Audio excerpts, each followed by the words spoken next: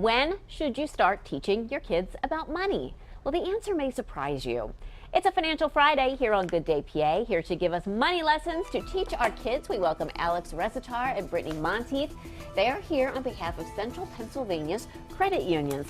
So what is the right age? Young, old? I mean, when do you start talking to your kids? So research shows that people start forming individual money habits at age 7. 7? Yeah. So the They years don't have leading money, do they? right. So the years leading up to that, starting as early as 3, you want to kind of start teaching your kids those habits and teaching them just like the concepts of like delayed gratification, just so they know that things can't just be handed to them. Sure, there's a difference between wants and needs, Right. Right. Let's talk about allowance, something definitely I had, you probably had growing up. Is that a good idea? Allowance is a fantastic idea. It teaches the kids you're earning money and then you can save it for something that you want later in life. They can also, keep it at home in a jar or a piggy bank and then bring it to the bank or credit union when they want to deposit it. So making them work for it and then saving for something too.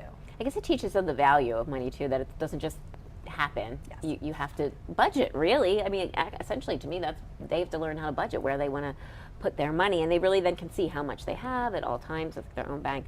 What about like financial decisions, sort of as a family, or for them to understand like how adults make financial decisions? You say there are ways that you can incorporate that too. Definitely. So you really want to incorporate your children in those family decisions early on. It can be as easy as when you're grocery shopping, giving them a small amount to say, okay, you can pick the kind of fruit we get today.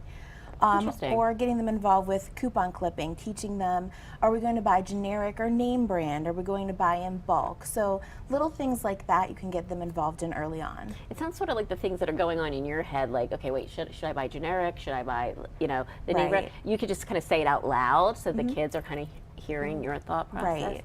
These are all really good ideas. I'm just surprised age 7 is when children start, and at age 3 I should be talking to my kids. I mean, why do you think it is so important to talk to your kids about money? Really, it's because teaching them young gets them started. So while they're under your roof, if they are making any sort of mistakes or anything, you're there to help them. Not whenever they're in college and they're on their own and it's too late. Yes, and then they don't know what they're doing. Right. We talked about like having a bag or something in your room. What about a savings account? Is that something young children should have? Yes, having a savings account for them is a great idea. Bringing them into the credit union or the bank to show them this is where your money goes. They can go over the statements with the kids, or online banking is a great way to show every day. At the end of the month, your money made a couple pennies. It might not be a lot, but you're making money on the money you've saved. And I remember doing that as a child too. I had like my little passbook account, and I would see the money. And it does get to be different when they're, say, like in high school and they have a job.